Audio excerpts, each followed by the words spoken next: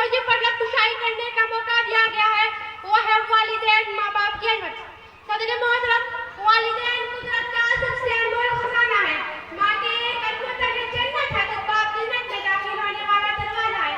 माँ एक बेलाज जज्बा और मोहब्बत का फिक्र तो बाप खुलूस व दिलजोई का हसीन सहारा है। दर्जा ये है कि दोनों हस्तियाँ वो है कि जिनके बिना तो कोई हमारी पहचान है और ना ही कोई शनाख्त है।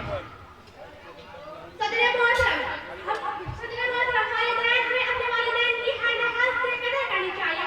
हमारी कोशिश होनी चाहिए कि इनकी दुआएं मुखालिफ वक्त को हर बदगुमान को रोक रखा है।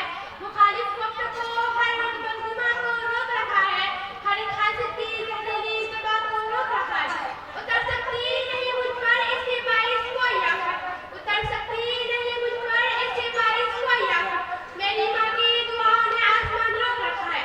सदर मोहतरम, हमें अपने वालिदैन की हर लिहाज से कदर करनी चाहिए। हमारी कोशिश होनी चाहिए कि उनकी दुआएं लें।